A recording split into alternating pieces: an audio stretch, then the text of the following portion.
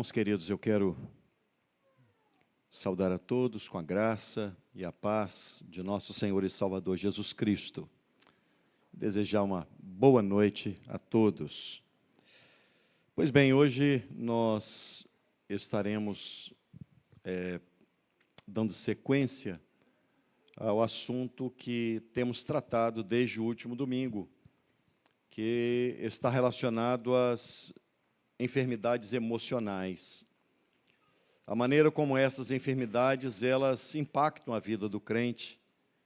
E é importante nós esclarecermos algumas dúvidas acerca deste assunto. E para isso, eu quero convidar-lhes a abrirem a palavra de Deus. Primeiro livro dos Reis, capítulo 19. Leremos a partir do verso 1. E faremos a leitura até o verso 18. Primeiro livro dos Reis, capítulo 19, versículo 1, leremos a partir daí.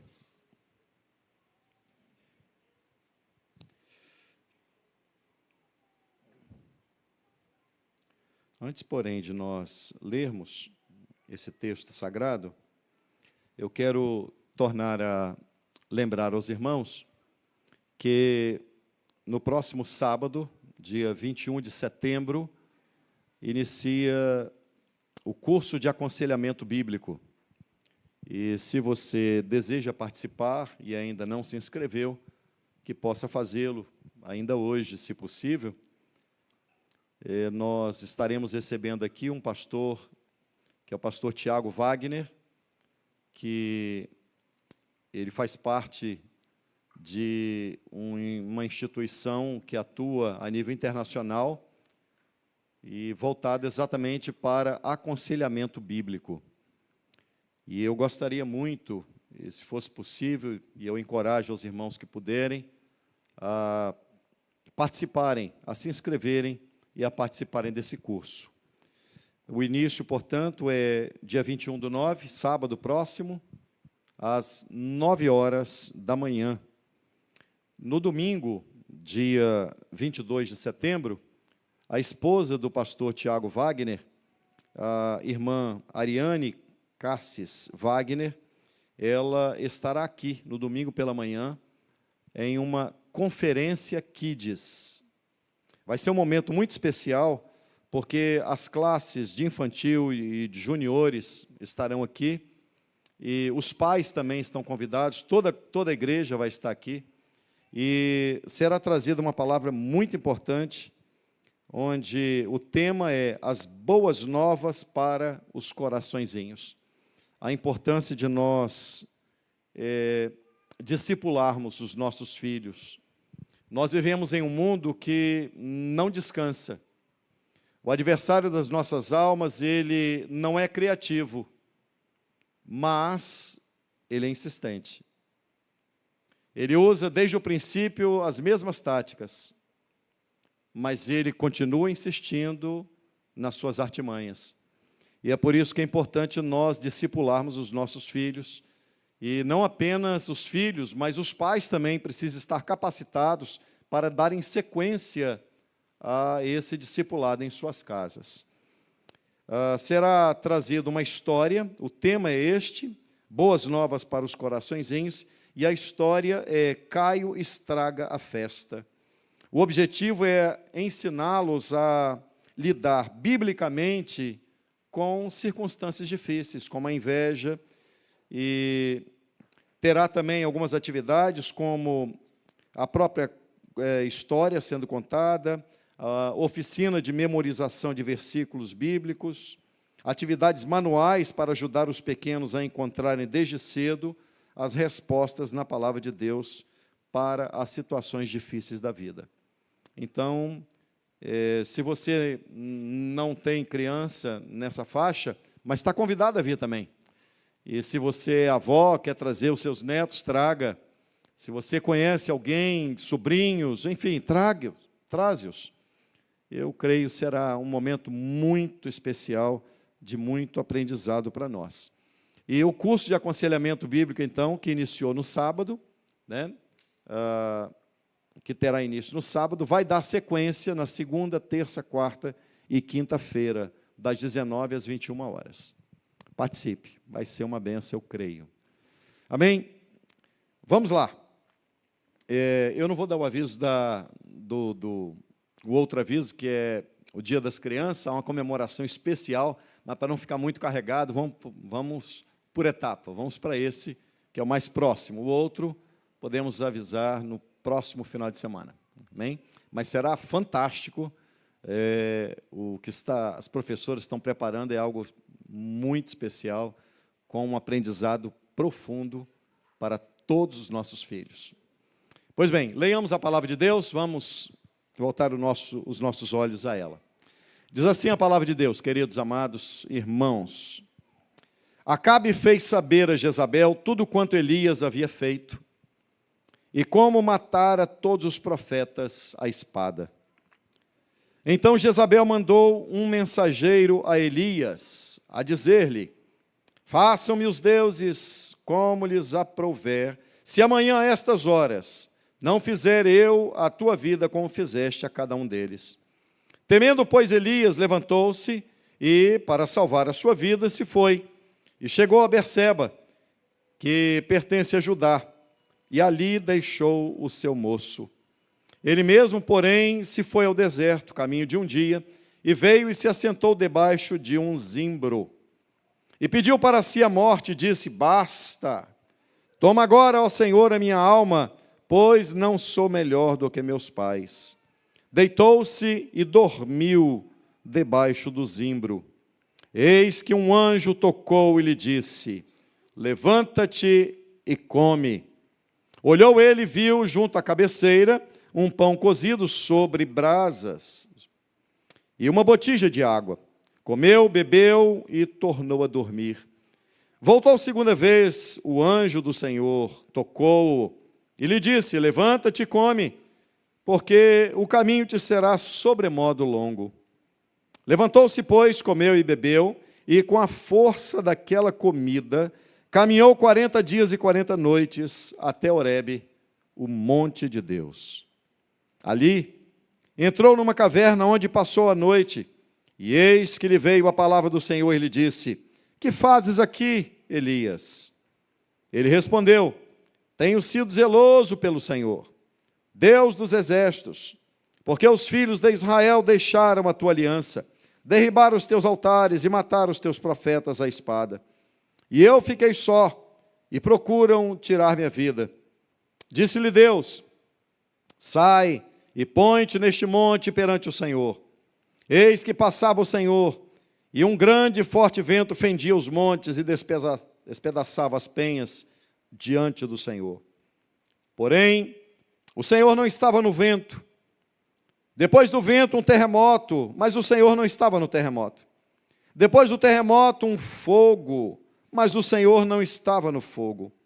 E depois do fogo, um cisto, um vento tranquilo e suave. Ouvindo, Elias envolveu o rosto no seu manto e, saindo, pôs-se à entrada da caverna.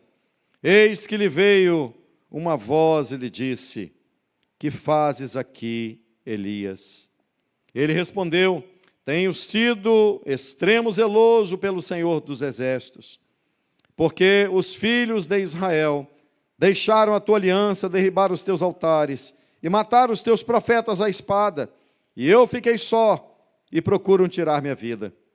Disse-lhe o Senhor: Vai, volta ao teu caminho para o deserto de Damasco, e, em chegando lá, unge a Azael, rei sobre Síria. A Jeú, filho de Ninsi, ungirás rei sobre Israel. E também Eliseu, filho de Safate, de Abel-Meoloá, ungirás profeta em teu lugar. Quem escapar à espada de Azael, Jeú matará. Quem escapar à espada de Jeú, Eliseu matará. Também conservei em Israel 7.000, todos os joelhos que não se dobraram a Baal, e toda a boca que o não beijou. Até aí.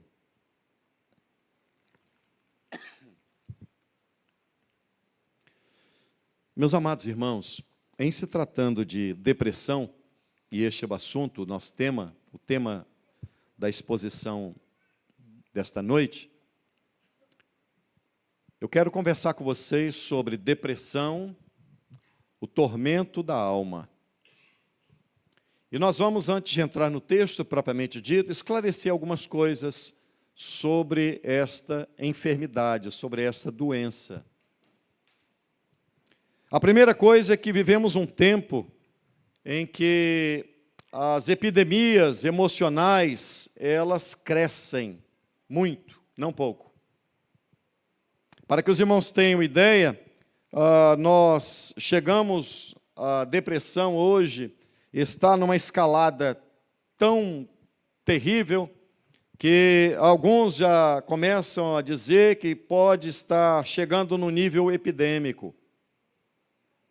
A Organização Mundial de Saúde diz que há uma previsão que os próximos 10 anos a depressão será a doença mais terrível e mais comum em nossa sociedade.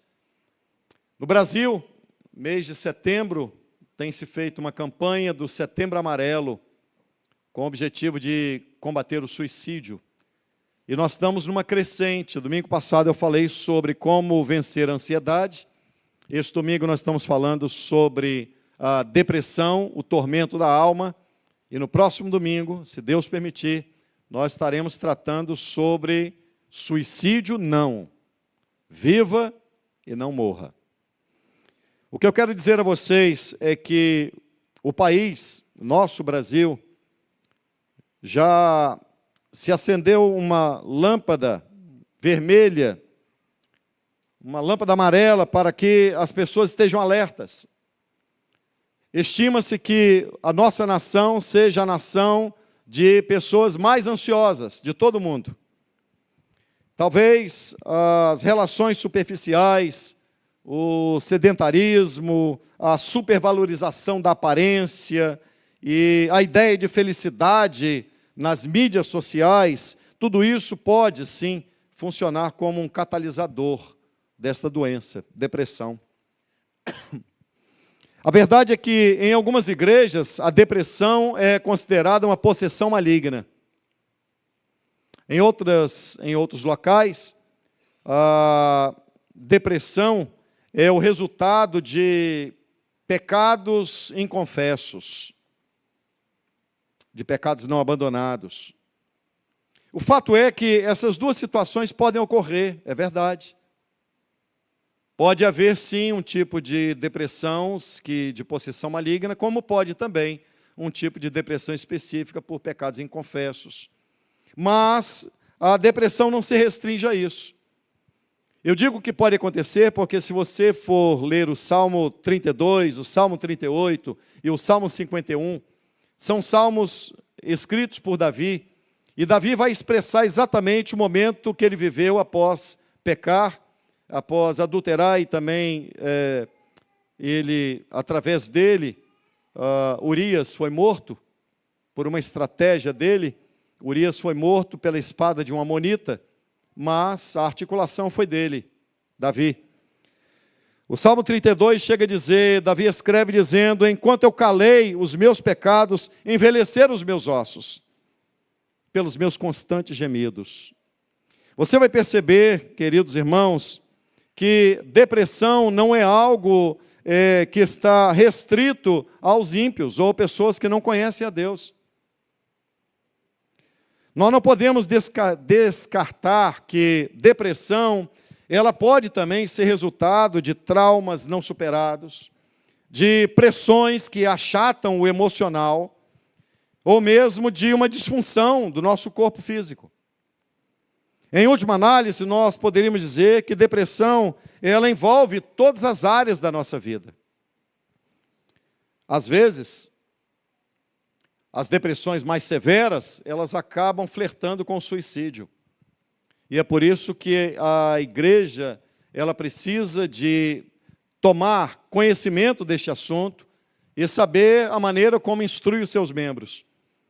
Há quem pense que o suicídio é a forma honrosa, a única forma honrosa para você se ver livre da depressão ou achar que você é um peso para a família, e alguns então caminham para o suicídio achando que, assim o fazendo, eles estão aliviando as pessoas que convivem com eles.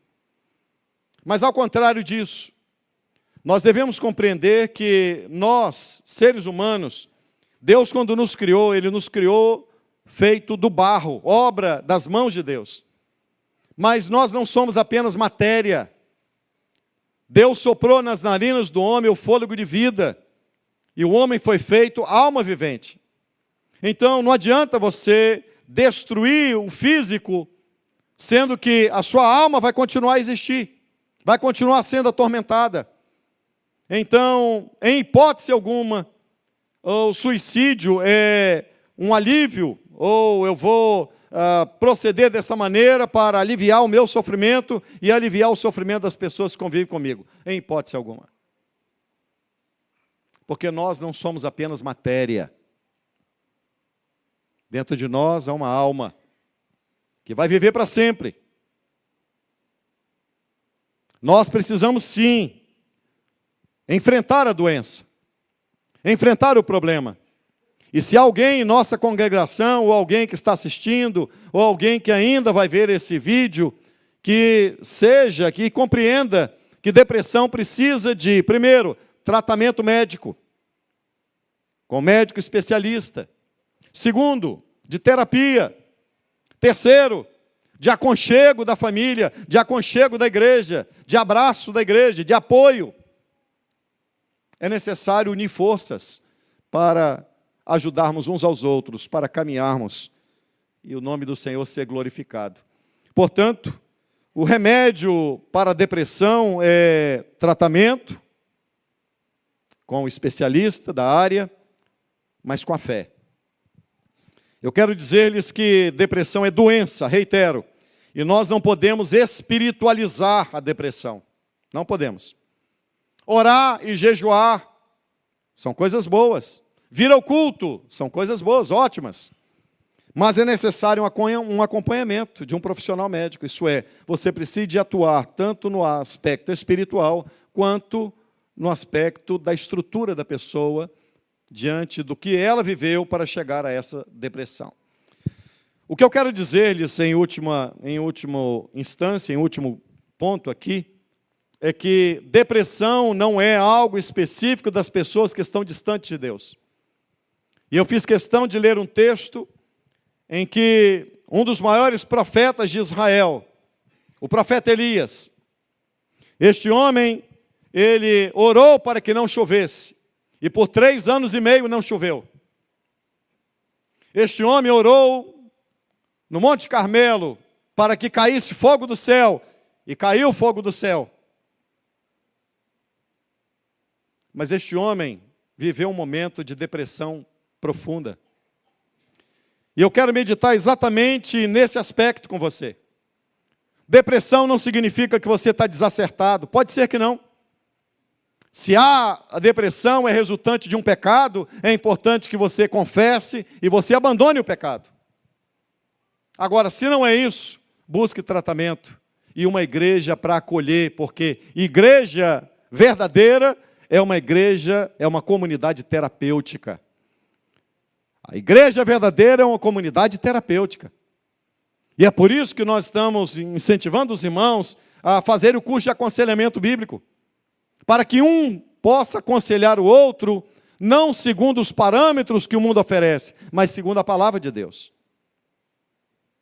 Portanto, meus queridos irmãos, e ainda dentro desse viés, já que estamos falando de Elias, que estava num processo depressivo terrível, a ponto de pedir a própria morte, veremos aqui na exposição da palavra de Deus. Mas eu vou trazer à vossa memória, talvez nem todos saibam, o príncipe dos pregadores, considerado o príncipe dos pregadores, ele viveu uma depressão profunda, Charles Haddon Spurgeon. Depressão. Querem ver um outro que na história também, um homem de Deus, John Bunyan. John Bunyan foi o homem que escreveu O Peregrino. Também viveu momentos de depressão. Portanto, depressão não é alguma coisa que acontece com o ímpio e não pode acontecer com o crente. Tem crentes que têm problema quanto a isso. Às vezes o problema é incentivado por lideranças que tudo é o diabo, né? Bateu o carro é o capeta. Ficou deprimido é o capeta. Não, nem sempre. Perdeu o emprego é o capeta. Não, nem sempre, filho. Nem sempre.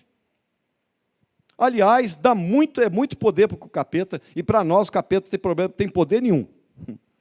O poder que ele tem é só um. O diabo fica na coleira de Deus, só vai até onde Deus permite ele ir.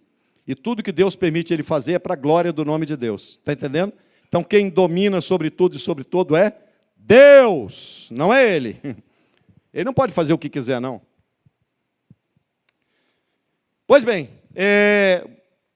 diante dessa situação, eu quero conversar com vocês, e agora volte-se para o texto sagrado. Primeira coisa que eu quero dizer-lhes é que Elias viveu em um ambiente extremamente hostil. O profeta Elias, ele viveu num ambiente onde o rei Acabe, que era rei de Israel, lembra-se, reino do norte, reino do sul, reino de Israel, reino do norte. Quem reinava era o rei Acabe. E ele casou-se com Jezabel, que era filha do rei dos Sidônios. E Jezabel trouxe para o reino de Israel os seus deuses, Baal e Azerá. E ela fez com que o rei Acabe se curvasse diante dos seus deuses e servisse aos seus deuses. Era dentro desse clima de hostilidade que o profeta Elias viveu. Certa vez Acabe chamou Elias e disse assim: és tu um perturbador de Israel? Você, profeta Elias, você perturba Israel. Porque os profetas de Baal falavam exatamente o que Acabe queria ouvir. E Acabe falava da parte de Deus aquilo que confrontava. Elias falava da parte de Deus e que confrontava o coração de Acabe. As pessoas querem ouvir uma mensagem que massageie o seu ego, e não uma mensagem que o confronte. A mensagem de Elias era confrontadora, e ele vai dizer, respondendo ao rei Acabe: não sou eu que perturba Israel, mas o rei sim, que introduziu no meio do povo de Deus os deuses da rainha Jezabel. E a ponto que o povo naquela época, o povo de Israel, andava cocheando entre dois caminhos. Eles não sabiam a quem servir, se servir a Baal ou se servir ao Deus de Israel. Então, Acabe, Elias, ele vivia diante de um reino apóstata, de um reino que oprimia o profeta. O povo, por sua vez, cocheava entre dois caminhos, sem saber quem é Deus, se Baal é Deus, ou se o Deus de Israel era Deus. É diante desta cena toda que então Deus levanta este homem. E para surpresa de todos, Elias, por mais que tenha sido usado por Deus, a Bíblia deixa claro uma coisa: ele era homem. E o texto em que lemos, em especial, ele expõe a fragilidade de um homem de Deus, de um profeta extraordinário, mas homem, com as suas fragilidades, com as suas limitações, com os seus problemas emocionais. Diz o texto sagrado em que lemos, acompanha comigo. Acabe fez saber a Jezabel tudo quanto Elias havia feito. Elias esteve no Monte Carmelo, e estava no Monte Carmelo os profetas de Baal. Os profetas de Baal clamaram, Baal não respondeu. Elias ora a Deus, cai fogo do céu, o fogo consome todo o holocausto. E o povo, ao ver aquele sinal, se curva diante, dizendo: só o Senhor é Deus, só o Senhor é Deus. E então Elias dá uma ordem dizendo: matem todos os profetas de Baal, passem a espada. E então todos os profetas, 450 profetas de Baal foram mortos à espada. Essa notícia chegou lá no reino. E Acabe, eu fico imaginando, irmão, vou abrir um parênteses aqui, pequenininho. Que homem frouxo, né? Que homem marica. Olha o texto. E Acabe fez saber a Jezabel tudo o que Elias tinha feito. É muito frouxo, Rodrigo. Eu fico imaginando ele. Jezabel, foi Acabe. Elias mandou matar os profetas tudo. Ela que virou o bicho. Ele não, todo encolhido. Homem frouxo. A mulher fazia o que queria no reino.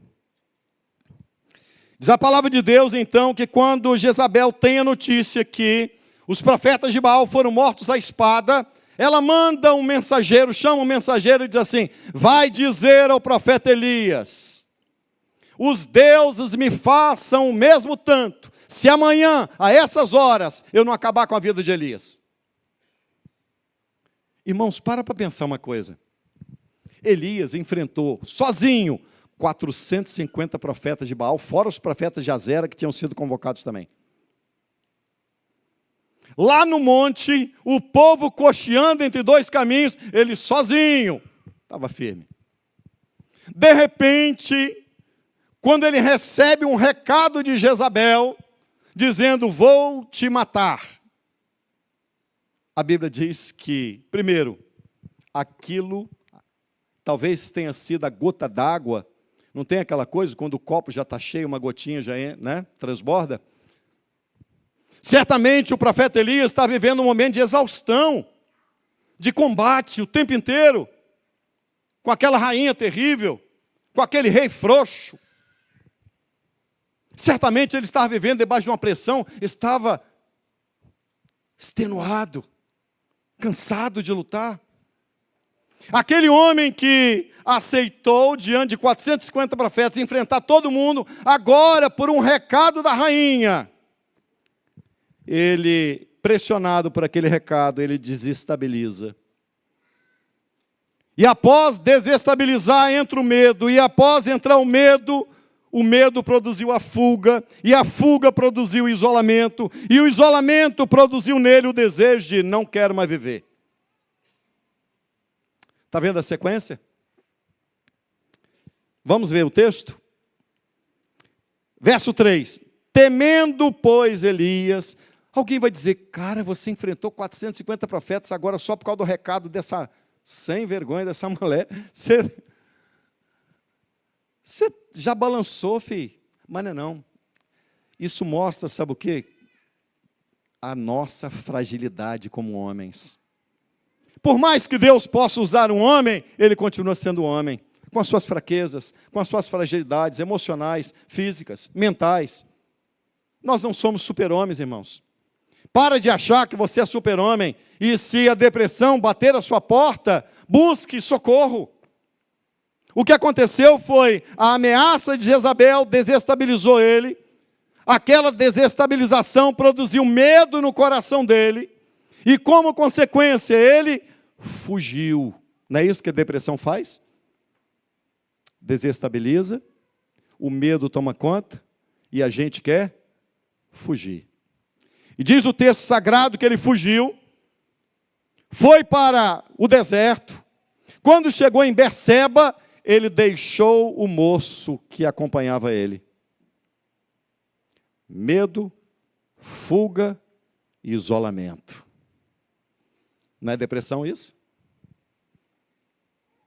Quando você percebe uma pessoa deprimida, ela quer se isolar, né? Ó, diz que eu não estou para ninguém, não. Deixa eu quietinho aqui, não é? Isolamento. A Bíblia diz que ele deixou o moço dele em Berseba, seguiu sozinho. Sozinho. E aí ele caminhou um dia e encontrou um pé de zimbro. Deitou-se embaixo de um zimbro e dormiu. Não precisou nem de ansiolítico, estava tão triste, tão amargurado, tão deprimido, que o zimbro foi suficiente para ele adormecer. Eu quero dizer a você que entre o Carmelo, a glória do Carmelo, e o Horebe, o monte de Deus, onde Elias vai parar depois, entre a glória do Carmelo e o Horebe, existe um pé de zimbro. A nossa vida, irmãos, não é assim. Não, não é não. A nossa vida é assim. Ora no Carmelo, ora no deserto. Ora no Carmelo, ora no deserto. Até quando? Até chegarmos no Horebe, o monte de Deus. Até chegarmos naquele grande e glorioso dia, quando nós receberemos do Senhor um corpo glorificado semelhante ao dele, e nunca mais atravessaremos os problemas que temos aqui nessa vida. Diz a palavra de Deus, então, que Elias deixou o moço, deixou a comunhão, se isolou, partiu para o deserto, encontrou um pé de zimbro. E eu quero dizer a você uma coisa: zimbro não é lugar para você descansar. Irmão, você pode estar deprimido, mas zimbro não é lugar para o seu descanso. Salmo 91 diz o quê? Qual é o nosso descanso? Não é um pé de zimbro? A sombra do Onipotente descansará. Deus não tem um pé de zimbro para você descansar. Deus não tem um pé de zimbro para curar sua depressão. Sabe onde ela cura? A sombra do Onipotente. Existe um Deus que está junto a você, que conhece a sua fragilidade, conhece seus limites, e você pode não vê-lo, mas você pode desfrutar da sombra dele. Sombra faz quando a pessoa está longe ou perto? Está perto. O Senhor está perto. Às vezes a depressão faz com que não enxerguemos que Ele está perto. Ele nunca te abandonou. A Bíblia diz: não te deixarei, não te abandonarei. Não importa o que o homem faça, o Senhor não vai te abandonar. Ainda que eu ande pelo vale da sombra da morte, disse Davi, não temerei mal algum, porque tu estás comigo. Vale, podemos andar por ele, mas desamparo jamais. A promessa dele foi: estarei convosco todos os dias, até a consumação dos séculos. Então crente não vai curar a depressão dele embaixo de um zimbro. Crente vai dizer, ele descansa à sombra do Onipotente. Eu sou fraco, mas o meu Deus é forte. Eu estou fragilizado, mas o meu Deus tem poder para restituir as minhas forças, para curar essa depressão, para mudar minha vida, para mudar minha história, para me dar vigor, não apenas espiritual, mas vigor emocional. Diz a palavra de Deus, então, a partir do verso 5 até o verso 4, é só o problema da depressão. No verso 5 começa o tratamento, porque Deus não deixa os seus. Quando Elias adormeceu debaixo de um zimbro, o que aconteceu? Deus mandou o anjo. Qual foi a primeira coisa que o anjo fez? Tocou nele. Olha o que diz o verso 5. E o anjo tocou. Gente que está passando por depressão precisa de toque, abraço. Não é isso, doutora? Hein? Abraço. Primeira coisa que o anjo fez, e o anjo tocou nele. Não só tocou, mas sacudiu. Acorda, acorda, já dormiu. Agora come e bebe. Você está cansado. Está cansado. Ele enfrentou os profetas de Baal, desceu para o deserto, caminhou um dia. Irmãos, no deserto tem comida? Tem. Caminhou um dia, certamente sem comida, certamente sem água. O anjo então toca nele e diz, come pão e bebe água. Deus não vai faltar o sustento dele para você. Coloque isso na sua cabeça. O seu Deus, o Deus Todo-Poderoso, Ele tem a sombra para você descansar. E quando você estiver abatido, quando as suas forças se esvaírem, quando você achar que não tem mais jeito, embaixo de um zimbro ele deitou-se e pediu a morte. Sabe o que ele disse? Basta, Senhor. Perguntar aqui a vocês, você já orou assim? Basta. Eu já. Basta, Senhor, basta. Como se nós pudéssemos dar um basta às circunstâncias. Basta, Senhor! E a oração dele foi: eu não sou melhor do que os meus pais. Eu fico imaginando que ele deveria ter algum problema, obviamente, diante dessa palavra dele, algum problema ele tinha com a família. Porque ele chega a dizer: basta, Senhor! Não me interessa mais, eu não quero mais viver, eu não sou melhor do que os meus pais. Certamente ele projetou na vida ser melhor do que os pais, só que ele chega a um determinado momento, ele não consegue, e ele cai em consciência dizendo: o erro que os meus pais cometeram, eu estou cometendo também. Não sou melhor do que os meus pais. Você imaginou ser melhor e não conseguiu. E aí você cai numa consciência dizendo: basta, chega, não dá mais. Eu não sou o que as pessoas acham que eu sou. Quando todo mundo olhava para Elias, o profeta, todo mundo olharia e diria assim: esse cara é especial, ele orou e caiu fogo do céu, esse homem não é não. Por mais que Deus use os homens aqui na terra, eles continuam sendo homens com as suas fragilidades. E por mais que ele seja usado com muito poder e graça, vai chegar um momento que você pode não ver, mas Deus sabe que ele está lá, abatido embaixo de um zimbro. E se não é a graça de Deus para tocar nele e dizer: ei, eu não vou te deixar. Você deixou o moço, mas eu não te deixo. A Bíblia diz: não te deixarei, nem te desampararei. Olha que maravilha. De que maneira acaba o Salmo 23, irmãos? Quem se lembra? Quem se lembra? Último versículo do Salmo 23. Vamos? Primeira palavra: certamente. Que coisa linda, né? Eu tenho uma certeza: a bondade e a misericórdia me seguirão todos os dias da minha vida. Eu tenho uma certeza. A certeza não é porque eu sou forte, não é porque eu supero tudo, não é porque eu consigo enfrentar tudo, não. A minha certeza é: a bondade e a misericórdia me seguirão. E no original a palavra ali é me persegue. Me persegue. Deus me persegue com a sua bondade. E é por isso que nós estamos aqui. A bondade de Deus nos persegue. Deus não desiste de você. Deus não desistiu de Elias. Deus tocou nele dizendo: come, bebe. Deus não desistiu de você. O seu basta não vai interromper a trajetória que Deus tem para você. Deus não vai cumprir essa oração, não. Você está pedindo basta, e Deus sacode ele, coloca ele para comer, ele come, depois ele dorme de novo, e o anjo vem: ei, come de novo. Come mais, porque o teu caminho é muito comprido. Está achando que vai parar por aqui? Vai não, filho. Tem muita coisa para acontecer na sua vida. Eu estou falando com você, irmão. Tem muita coisa para acontecer na sua vida. Então não fica abatido, não. Deus vai te levantar. Você vai comer, vai beber. Deus vai te alimentar com a palavra dele. Deus vai refrigerar a sua alma com a água da vida. Deus vai sustentar com o pão vivo que desceu dos céus. Você vai ser revigorado pelo poder dele. Come e bebe, porque o teu caminho é muito comprido. Tem muita coisa que Deus vai fazer na sua vida ainda, irmão. Então você pode dar graça, você pode dar glória. Deus vai sacudir você e dizer: a depressão não vai te parar. Os problemas não vão te parar.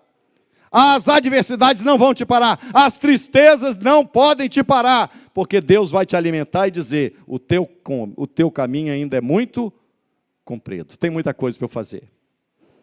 E aí diz a palavra de Deus que com a força daquela comida que ele comeu, ele caminhou 40 dias e 40 noites. E comida abençoada, hein? Rapaz. 40 dias e 40 noites, com a força daquela comida, diz o texto sagrado, Elias caminhou 40 dias e 40 noites, até que chegou no Monte Horebe. Mas sabe qual é o problema? O que é que eu disse para vocês? Não é? Chegou no Monte Horebe, o monte de Deus. Para onde Elias foi? Para dentro da caverna. Não se esconda. A caverna, Deus vai te tirar dela hoje. Deus não quer ninguém em caverna, principalmente crente. Quando Elias entrou na caverna, ele passou a noite na caverna, a voz de Deus ecoou dizendo: que fazes aqui, Elias? O que você veio para aqui, Elias? que você está fazendo nessa caverna, Elias? A caverna é o lugar que você se esconde. Às vezes, você está buscando um lugar para se esconder, né? Você busca se esconder, às vezes, das circunstâncias difíceis, com muitas coisas na vida. Deus está dizendo, sai da caverna, sai do esconderijo, vem para o lado de fora. Eu não falo com ninguém dentro de caverna, Elias. Eu só falo no tete a tete do lado de fora. Caverna não é meu ambiente. Porque a caverna não tem luz. E exatamente dentro da caverna, sabe o que ele disse? Ele diz assim, só eu restei. Todos te abandonaram. O povo matou os teus profetas, derribaram os teus altares, só fica eu. Irmãos, a depressão leva a pessoa a uma visão distorcida da realidade. Você começa a se vitimizar, sabe? Tadinho de mim, só eu restei. Leva mal não, mas eu fiz tanta coisa boa, eu já produzi tanto, eu já trabalhei tanto, eu fui muito zeloso pelas coisas do Senhor, só eu restei. Aquela fala de Elias parecia assim, olha, acabou tudo, tá? Deus, Acabe e Jezabel destruíram tudo, só fiquei eu. E eu estou aqui deprimido, o negócio está feio mesmo. E Deus vai dizer assim para ele, Elias, eu tenho ainda 7.000 joelhos que não se dobraram diante de Baal e nem beijaram Baal. Você não é o único não, Elias. Irmão, aprende uma coisa, você não é o único. Não se sinta melhor do que ninguém, só eu restei, só eu. Que você não é nada, você é só mais um. Que tem muita gente boa, tem muitos joelhos que não se curvam diante de Baal, tem muita boca que não beija Baal, tem muito homem de Deus e mulher de Deus. Nós somos apenas mais um no meio desse universo glorioso de homens e mulheres. Falhos, imperfeitos, às vezes inconstantes, às vezes a fragilidade está exposta, mas tem uma coisa, diante de Baal não nos curvamos não.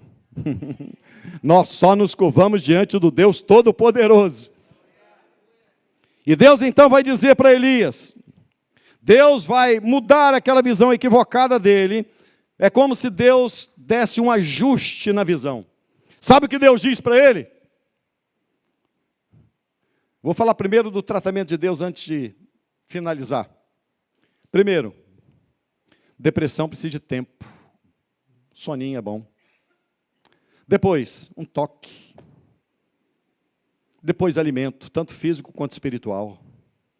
Depois, Deus, caminha até o monte de Deus. E lá, não entra em caverna. Abre o seu coração, sai da caverna e apresenta diante de Deus tudo. As suas lutas, seus problemas, suas dificuldades. Deus vai te ouvir. Porque um dos tratamentos para a depressão é ouvir. E Deus disse o que para ele? Que fazes aqui, Elias? Isso é, fala mais. Eu quero te ouvir. Não é esse um dos tratamentos da depressão também? E finalizando, Deus vira para ele e diz assim, pronto, acabou a sessão, terapia, agora Deus tinha uma palavra para Elias, sabe qual era? Volta.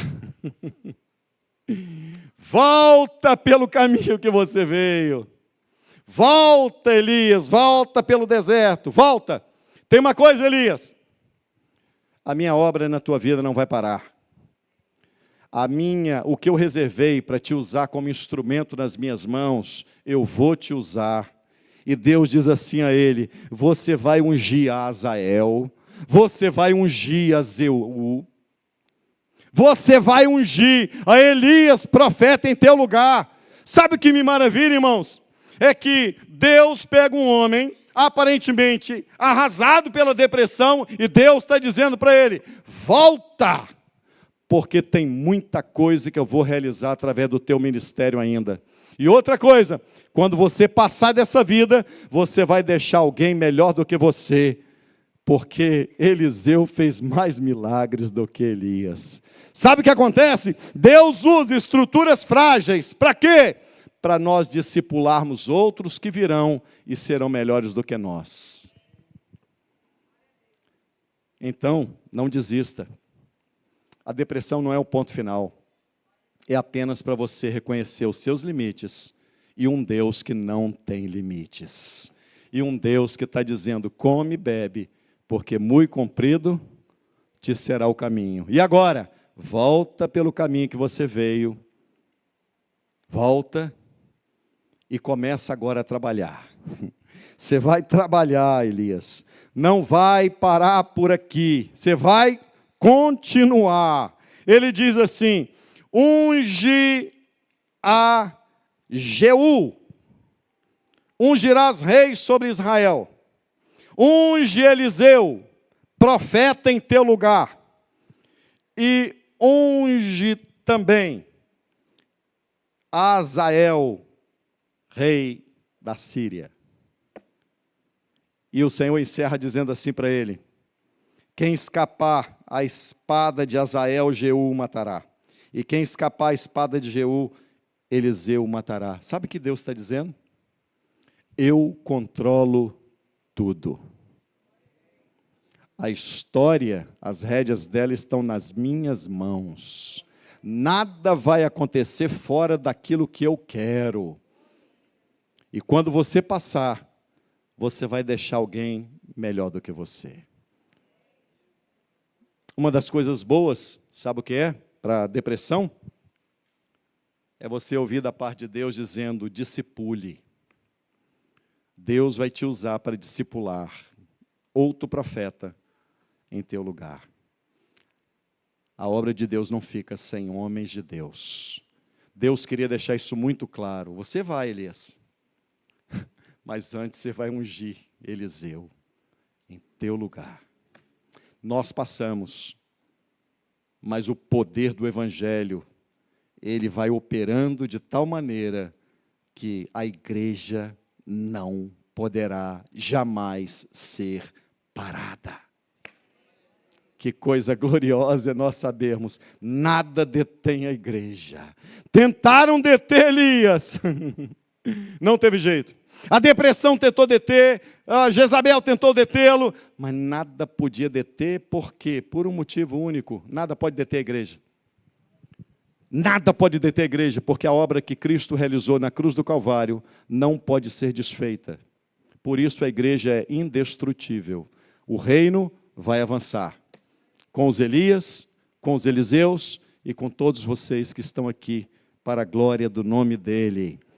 A nossa carreira só acaba quando Deus diz, finish, acabou. Não adianta você querer acabar a carreira antes. Não adianta você dizer, chega, não aguento mais, não dá mais para mim. Então, não, Deus sabe que você está meio dengozinho. Ele vai tratar o seu denguinho. Ele vai te dar força. E eu quero encerrar dizendo, Deus não respeitou a vontade de Elias.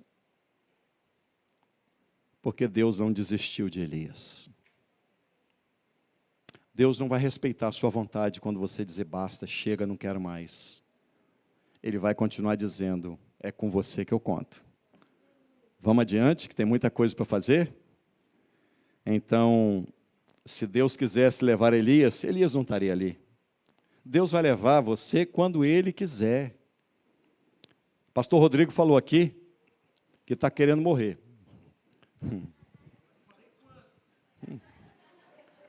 Depois dos 90 tá bom, né? Tá bom. Mas eu digo uma coisa, o apóstolo Paulo, eu falo com relação à morte, a morte é a antecipação da glória, irmãos. Morte é a antecipação da glória. Paulo diz assim, tenho o desejo de partir e estar com Cristo, porque isso é infinitamente melhor, mas julgo necessário, por amor a vocês, permanecer na carne. Então, enquanto tiver obra para realizar, Deus está levantando os seus Elias, os seus Eliseus, e o Evangelho vai avançar. O reino de Deus vai avançar. Então, se você conhece alguém que está deprimido, aqui está o remédio. O remédio está aqui. O Deus Todo-Poderoso. Deite-se à sombra do Onipotente, porque Ele tem solução para tudo. Não para algumas coisas. Deus tem solução para tudo. Vamos ficar em pé? Você conhece alguém que está sofrendo depressão? Indica esse vídeo. E traga o que a igreja, para que a igreja é uma comunidade terapêutica, nós vamos abraçá-lo e vamos ajudá-los, se houver mais de uma pessoa, a vencer. Profissional competente da área médica, terapia e vida com Deus. É assim que se trata depressão.